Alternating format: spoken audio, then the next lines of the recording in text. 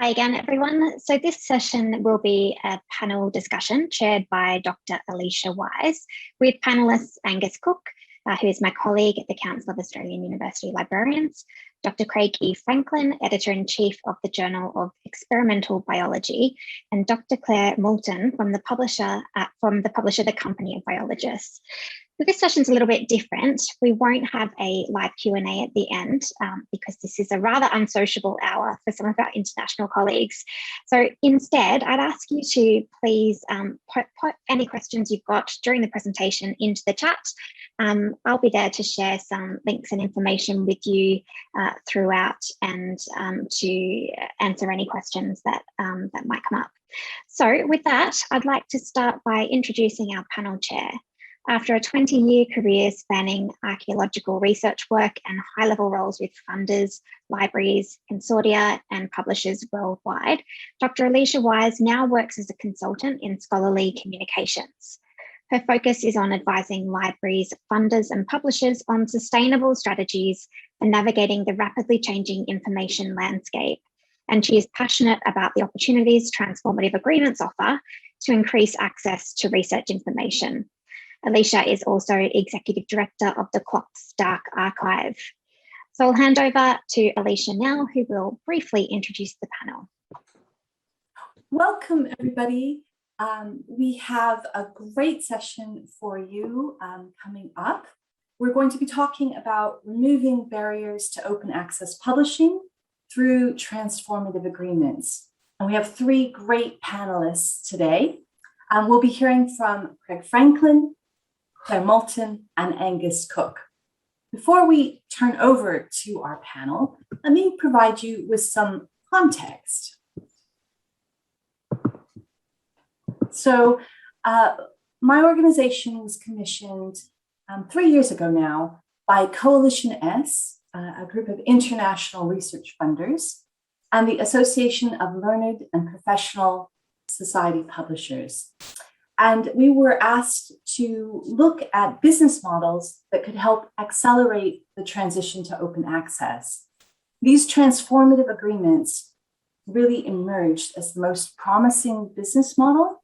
They were really appealing both to libraries and to publishers, and they hold the promise of enabling researchers to publish open access without paying article processing charges.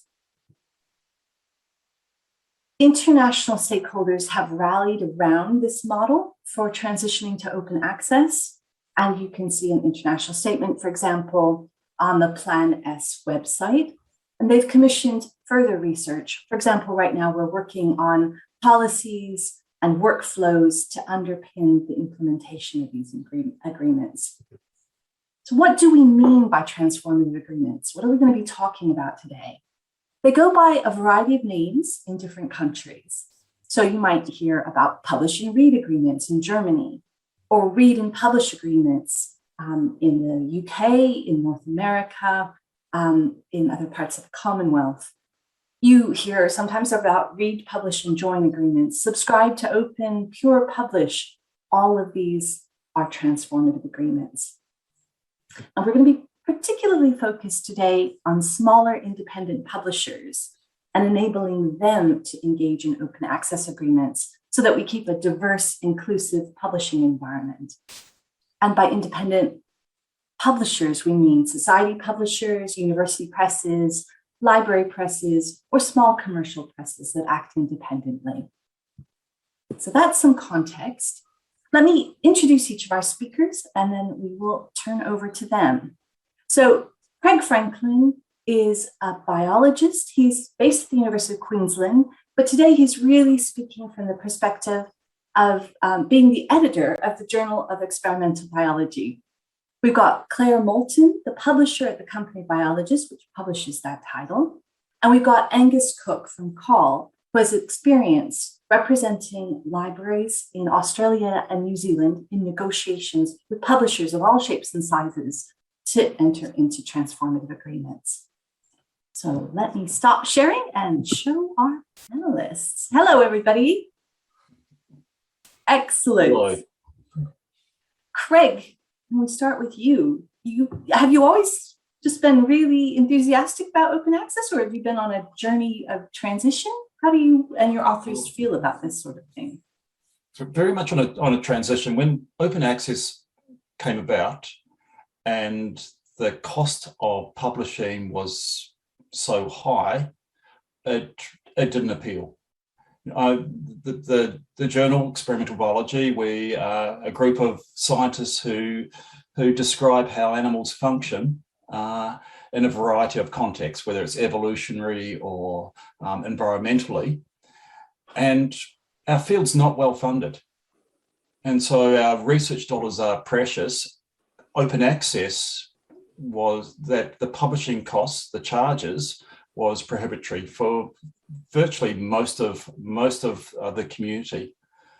So on one hand, that was an impediment. On the other hand, we saw open access as a wonderful opportunity to get our science out there. And so there was a conflict. There was a trade-off between wanting to get our science out there, and not just to our scientific community, but more broadly, especially to the general public. And that's what open access provides, but you need money to do it. So that became an impediment.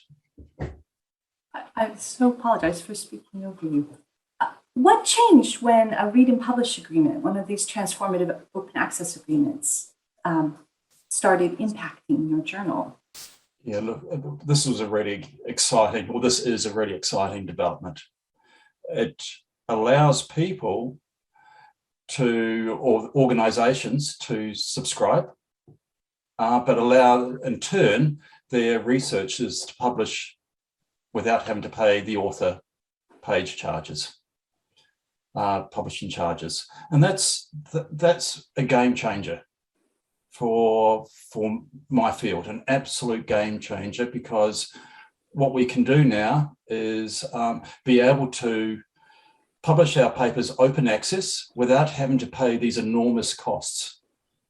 And as I say, if we come back to my field, which is not well funded, if we're the choice between supporting early career researchers with our hard-earned research dollars, or paying enormous author publication charges, then we would always go to our early career researchers, our students, and support them, and just have to face the fact that we can't go open access. And the reason that these agreements enable APC-free open access publishing is because library expenditure on subscriptions is being repurposed to also cover open access publishing fees for researchers on campus. That's exactly right. So for a university, it allows all the researchers within that area to be able to publish freely, open access freely. And that's a wonderful thing. And it supports science. It supports the communication of science in a really effective manner. And everybody benefits from that. And the fun thing about, the Journal of Experimental Biology is we publish quirky stories, quirky bits of science. How a blue whale can feed, or a flea can jump, enormous distances, or how crocodiles can live in salt water. And they intrigue the general public.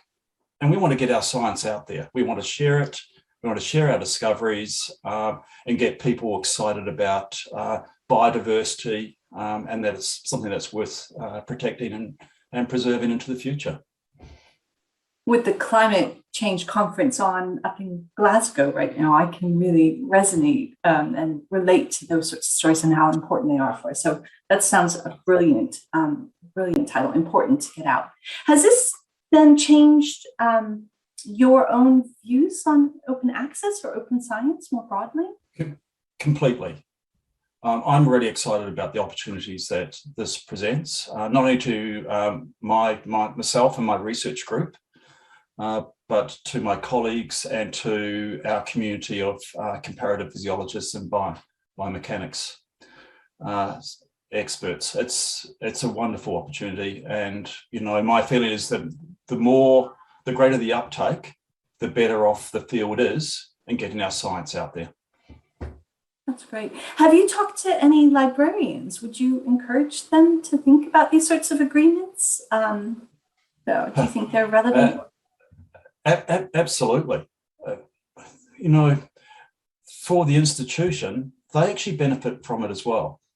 It's not just the researcher, it's not just the student who's publishing their work, but it's the institution, and then more broadly, of course, it's the general public as well. Everybody benefits from these deals, and it's important especially for small publishing houses to have this.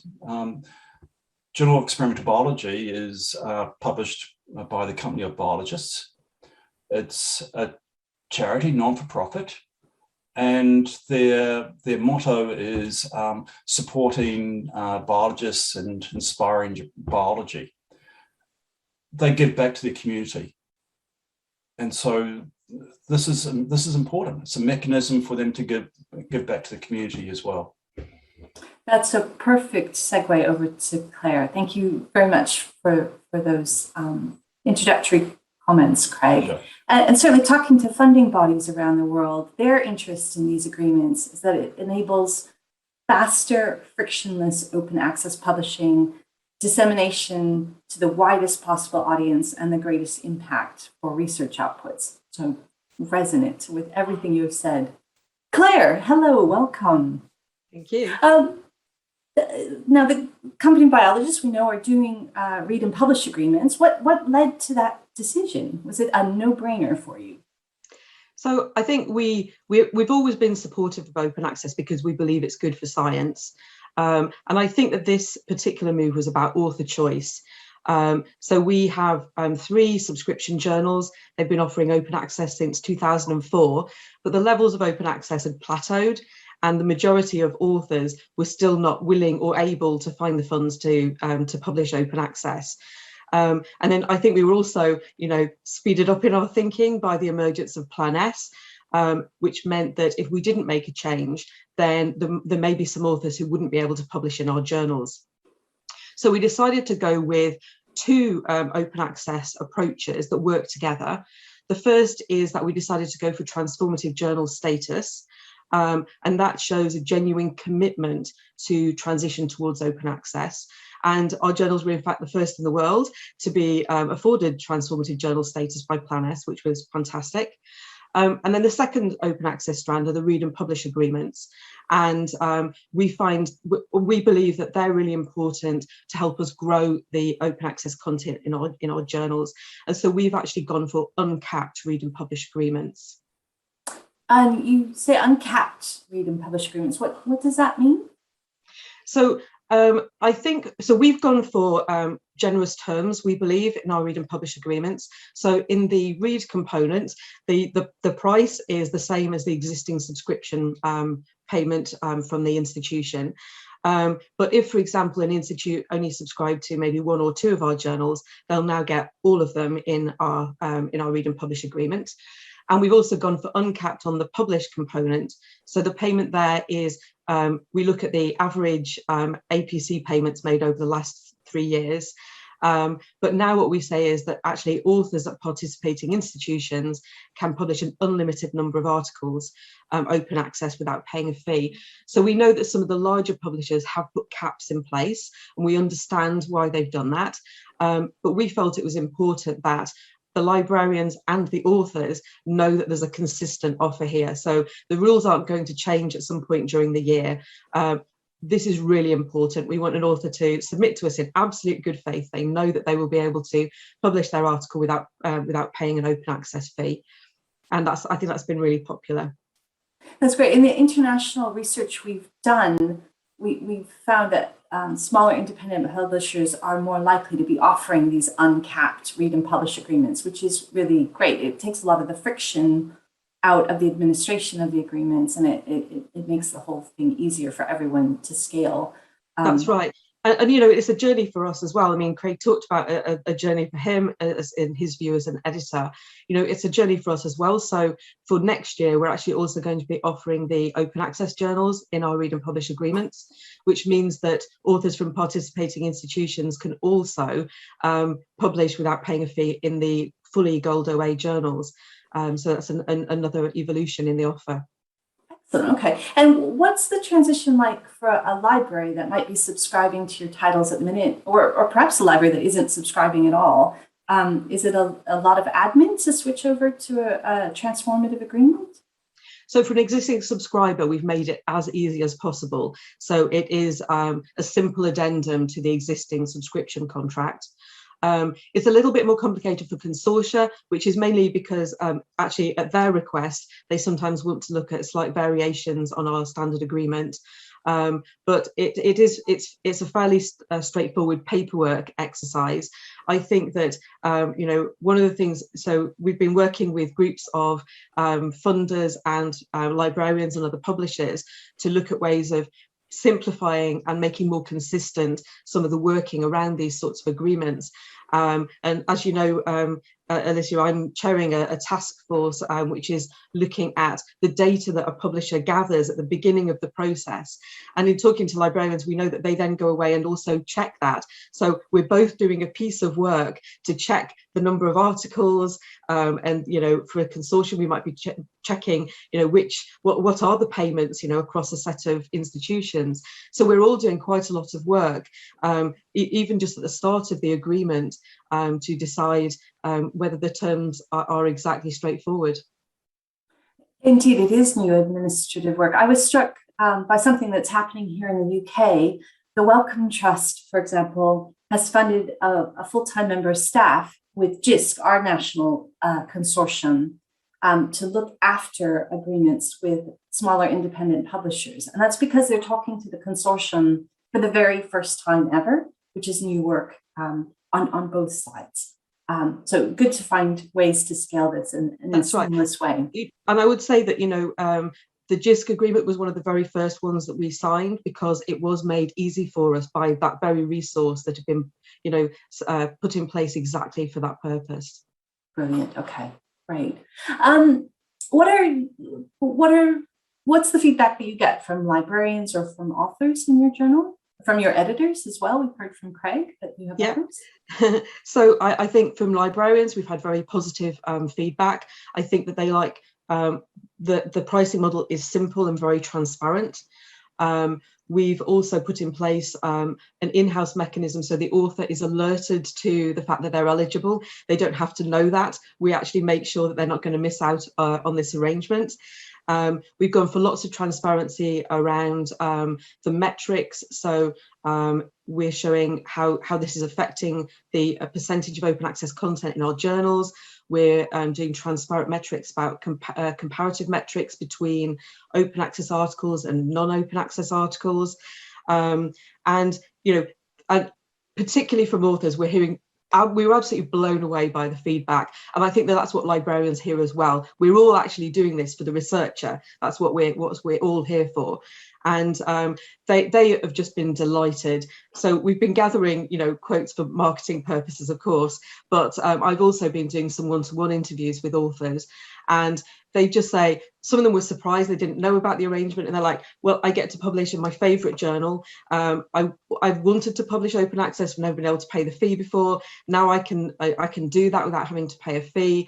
They really do emphasise the importance for early career researchers of getting their work out there quickly.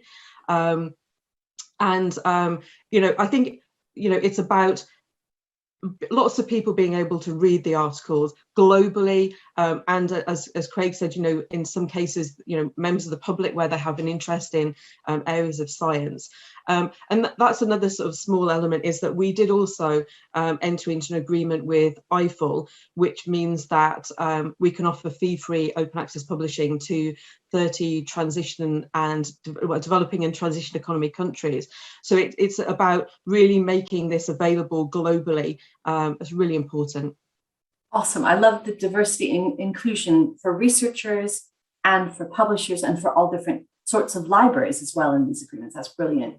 Now, you mentioned transparency. That was one of the themes in your comments. That's a huge theme for open access agreements in 2022 when the new Plan S price and transparency agreements come into force. How are you thinking about and approaching transparency? I think because we went for the transformative journal approach, we were really involved in transparency right from the beginning, and I think that's helped. So we actually went, if you look at our website, you can see all the information. So as a transformative journal, we have to do annual reports explaining what we've done, and we actually started with a year zero report. We didn't need to produce that report, but we just wanted to set the scene, explain our historical patterns of open access, to show the different choices available for our authors, and then to show how read and publish agreements were going to be impacting on our open access levels. Okay, cool. So one final question before we turn over to Angus. From our research, we were seeing that these open access agreements are driving about 1.5% per year growth in global articles being published open access rather than through the subscription model. What kind of growth in OA articles are you seeing at the company of Biologists?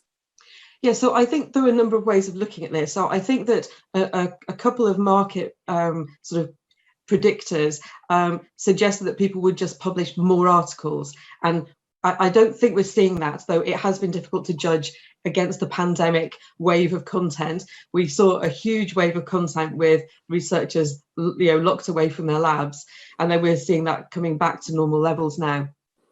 But it certainly has increased the level of open access publishing in the journals. So every single journal has seen an increase of at least 5%. And in fact, Journal of Experimental Biology has seen an increase of 19%. So that is a dramatic increase in the amount of research being published open access. And the vast majority of those authors were taking up a read and publish agreement and not having to publish a fee.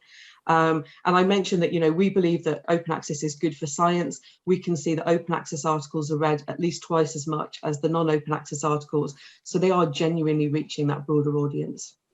Awesome. That's a really inspiring story. Thank you very much for that, Claire.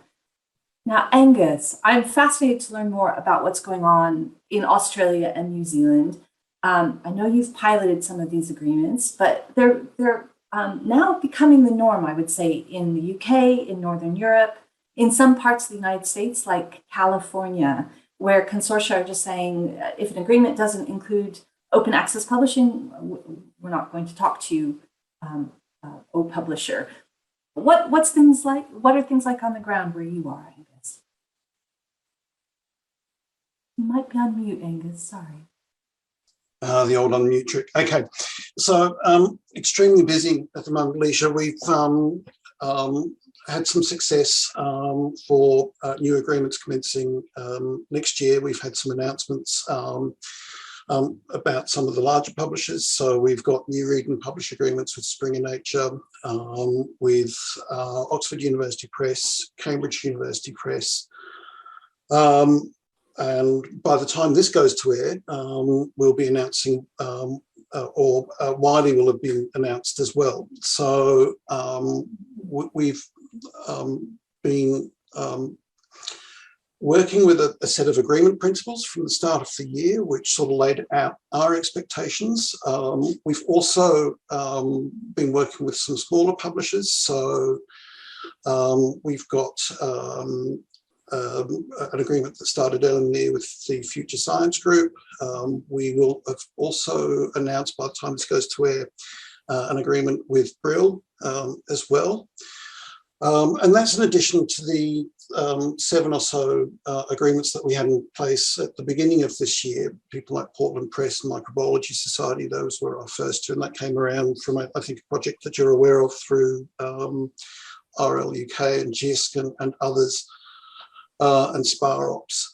So those were our first two. So we're actually getting quite a good stable, and look, we want to continue on the conversations with company biologists as well, and we'll have something to speak about to that at some point soon, I hope.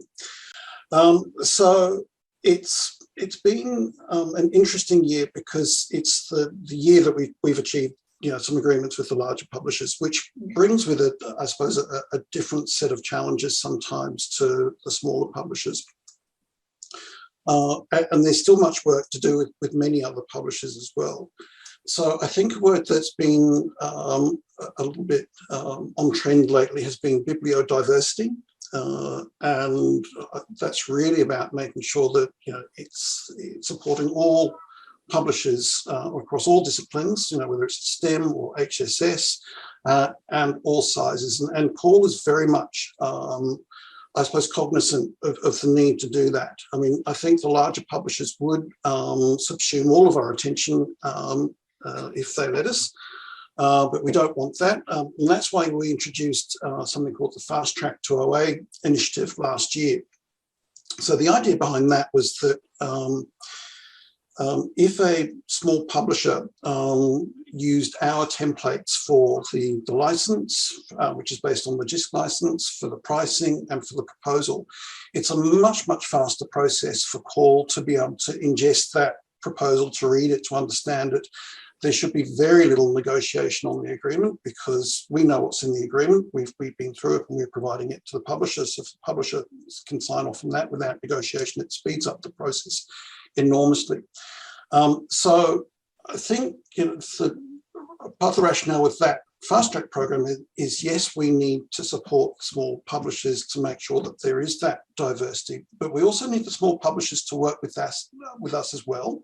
And adhere to those standards that we have, because we're also a small organisation, and we don't have the resources to review and vet and negotiate 100 different business models with 100 different agreements. So consistency in approach is really important to be able to get the efficiency that we need to work with a wide range of publishers. That's absolutely right. We're hearing that same message, Angus, from consortia all over the world and smaller publishers all over the world. Some standards that are shared, good practice that's used all around the world. So you know what you're going to see. You can just sign off without going back to a lawyer each time or whatever. These are essential. And real credit to CAUL, you've been involved in discussions with your international peers about how to align and harmonize for years now. It's shown CAUL has been an excellent leader in this space, so thank you very much indeed for that. How do you see these agreements impacting researchers and universities in Australia? What are the potential benefits or challenges? Well, I think the benefits are enormous, as are some of the challenges. But I think it's not just about the benefits to researchers and academics. I mean, going back to what Craig was saying, there's some real economic and societal benefits as well. And I don't have to look much further than the person that sits in my home office next to me as she's working from home. My wife is a behavioural scientist, and she's not affiliated to any university. She cannot get into any of those sort of walled gardens to look at articles and content. And so for her, having information open access is a huge boon because she's got no other than sort of trying to sort of use some alternate paths. She's got no way of accessing high quality research.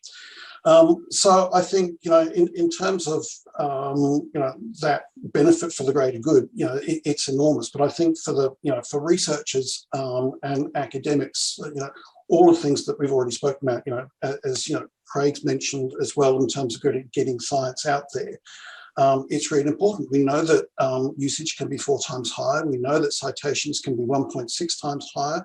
We know that altmetrics can be I think from memory about twice as high. And we found this when we had a full set of 12-month data for our initial agreements. We did some ROI analysis on it, and it very much matched up extremely closely some of the findings in the literature out there about the increase in metrics on open access content. So we were really pleased to actually see that one, saying, hey, look, here's an article from UNSW, from QUT, and look how much more usage this is getting simply by the fact that it's open and available to everyone. And I think for Australia and New Zealand in particular, for making the high quality research that we do in this region available to the world, I think that's also really, really important. So Angus, it actually drives a virtuous circle. If you were talking to a university vice chancellor, their university ranking is going to go up if the research produced on campus is more widely read, more downloaded, more cited, if it has more research impact, which then enables them to recruit top-class scientists to work on campus. It recruits students. It drives that virtual circle for the entire university community. That's really exciting. That's huge, actually. You said there were some challenges to overcome as well. Can you say something about that? Yeah, just one or two. Look, certainly, I think obviously the economics of entering into these agreements need a lot of consideration. And that's become even more challenging in a COVID environment. In terms of our negotiations, we haven't had some of the usual levers to pull that we've had, like we can't enter into all agreements because some of our universities are quite financially impacted. We can't enter into multi-year agreements because there is just that uncertainty still at the moment. Hopefully things will be on sort of a march back to normal. But that's certainly also sort of made it harder to enter into if there is such a thing, a traditional transformative agreement, which is typically sort of running over a multiple number of years. Look, what we really want to avoid, though, is entering into a situation where we've got a big deal and we land up with an even bigger deal, simply because it's the combination of the subscription costs plus the publishing costs added together. So in light of the financial challenges that our institutions are facing, again, this goes back to our agreement principles, which we published to vendors and publishers at the beginning of the year. When we're talking about available financial resources, we've only got the subscription spend to work with. And so for the larger publishers, what that means is that because there is still a lot of content that is closed access, produced in other parts of the world, that still has to be paid for. So when you balance that up with the amount of publishing that you want to do, you land up with a capped agreement. For the larger publishers, it would be quite unusual to get an uncapped agreement simply because we can't afford to pay that funding for the publisher. So one of the challenges, I think, and something that has possibly slowed down the uptake of OA in Australia and New Zealand, is that we haven't had the mandates that have been there in Europe. And so, that has sort of left us to sort of work out our own path a little bit and choose our own adventure. And it's really being about, as you say, repurposing that subscription spend to get as much of that converted into open access publishing as the publisher will allow us. So by their nature, capped agreements, it's certainly not our preference, and it does add a layer of administration, but we'd much rather have the ability to publish sort of 70 or 80 or 90% or 95% of what we've typically been publishing open access for the same price as a subscription, as a read-only subscription, than not to have open access at all. Right. So you're getting into some really important economic issues now, and you're skirting around the topic that goes by the kind of fancy title APCs in the wild. So the open access publishing money that has been paid directly to researchers in their research grants isn't in any way accessible to the library to pool together to create a unified open access publishing fund. So those APCs in the wild, as you said, are excluded from negotiating these open access agreements at the minute in Australia and New Zealand. Now, internationally, we're seeing recognition. For example, here in the UK, UKRI and the Wellcome Trust feel that better value for money will be obtained by channeling open access money to the universities so that these agreements can be negotiated centrally on behalf of researchers, rather than having each researcher need to administer £3,000 or £7,000, whatever it is, and negotiate independently with a publisher. So the pooling of resources together to empower librarians to negotiate the best value deals is the direction of travel that we're seeing at the minute. Sorry, I'm not a panelist. I'm not supposed to be talking. So anyway, APCs in the wild. How are you thinking about these in Australia and New Zealand? Is there any discussion about this kind of centralizing and empowering libraries? Look, probably not enough discussion. And as you say, you know, the research funding is not finding its way into the institution to be directly allocated against publishing, and it's not finding its way from the institution into the library to fund publishing. So again, we're left with working with the resources that we have.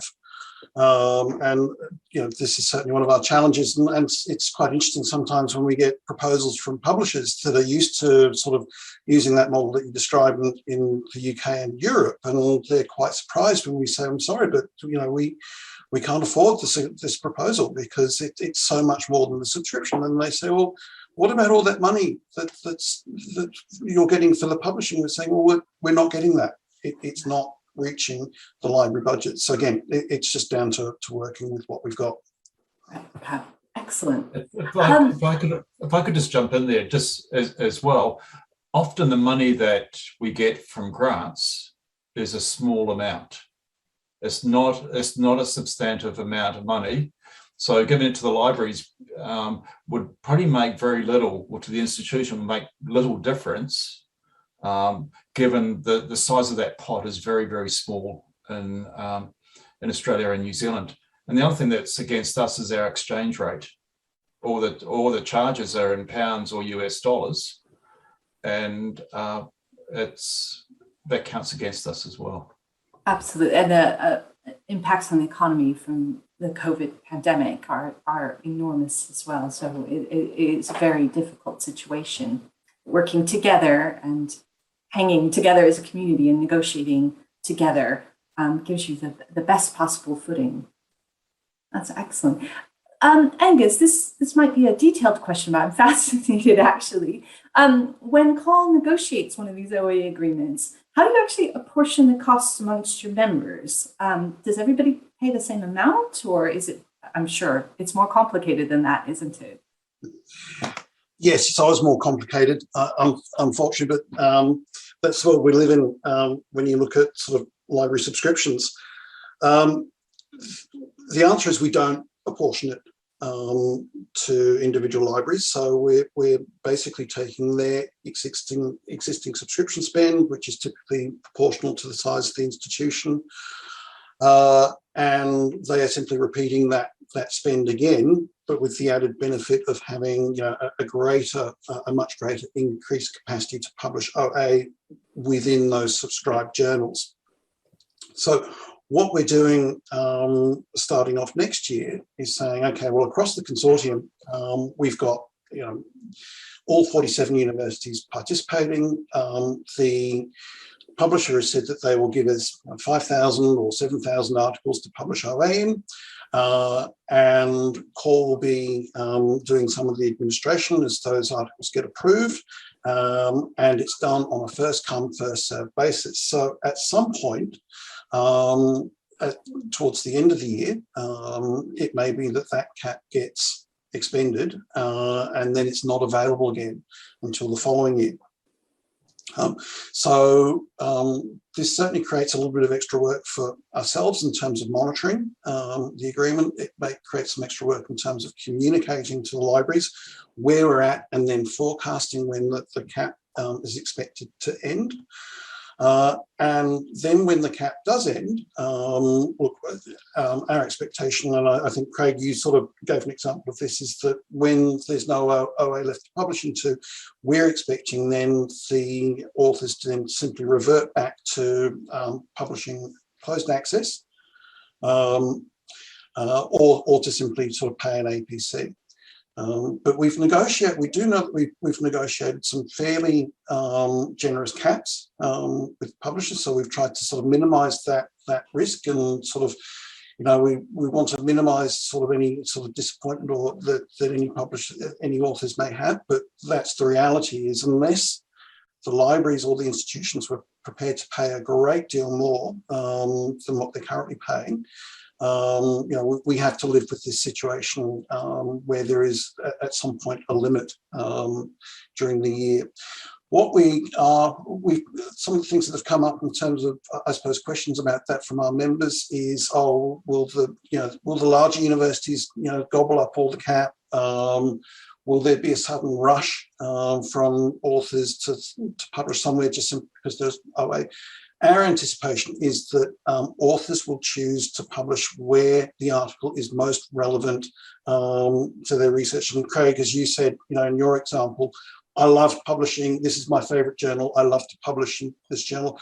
We don't think that the fact that there's suddenly an OA agreement will suddenly swing somebody from one journal to the other. The publishing patterns and the preferencing by the authors as to where they publish will continue.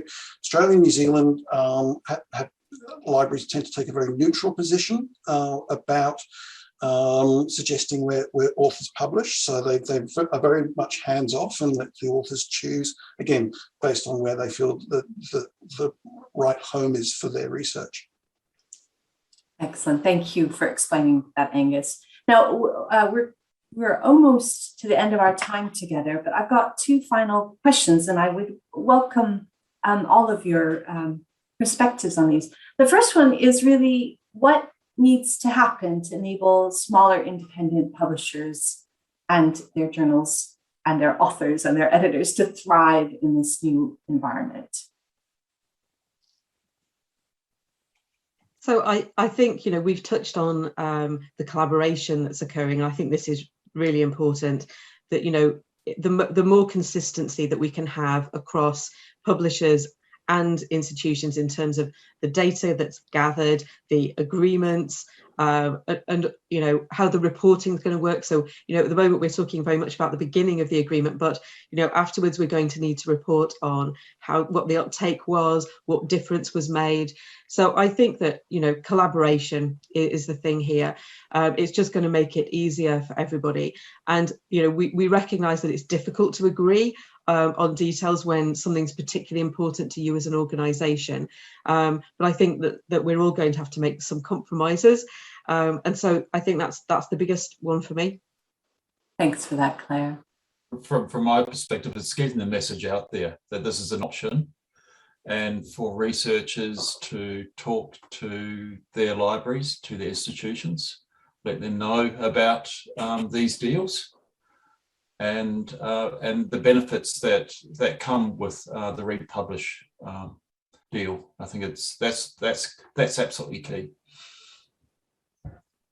Excellent. And just to add to what Claire and Craig said, it's basically both of what they said.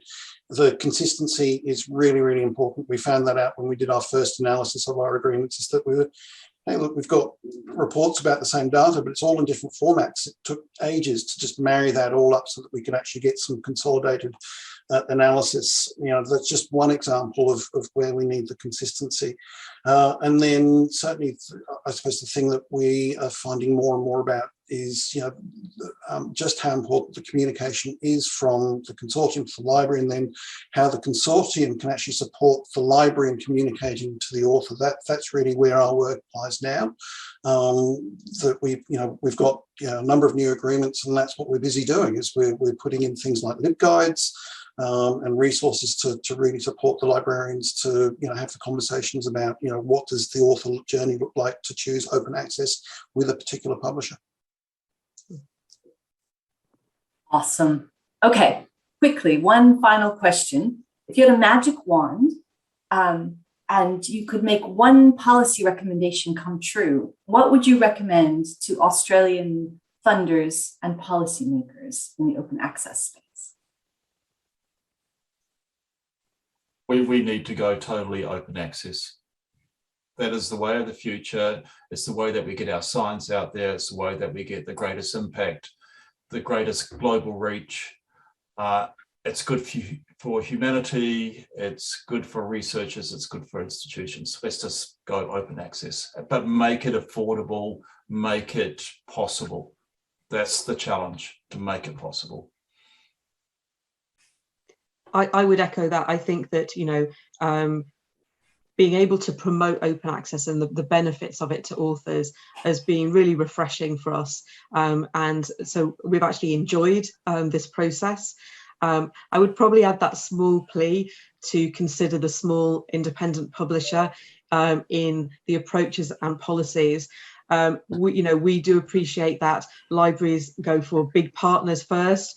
And we have really, really appreciated librarians putting aside time as well as money to help smaller publishers like ours to embrace this open access journey. Brilliant. And I would just say, yeah, what Craig and Claire said, plus also invest in the infrastructure as well to support open access. It's not just about the subscriptions and the agreements themselves, but also around the tools. Many of these are open tools as well, you know, open citation services, those sorts of things, and the staff as well, the people on the ground to do the analysis, to review the agreements, to help with the communication. Awesome. I just want to follow up with Claire's point about the small publishing houses. They're often the ones that give the greatest amount back to their community, and it's a positive feedback loop. Company of Biologists supports early career researchers. They're the future. We need to support these small publishing houses because they give the greatest back to their community, back to science, back to research. Awesome. Thank you all very much. I found this a very inspiring conversation, and I hope ALIA participants have as well. Angus, Craig, Claire, thank you all very much for your time in preparing for today, for coming along, and looking forward to seeing how the discussion goes in the rest of the ALIA webinar. Bye-bye, everybody.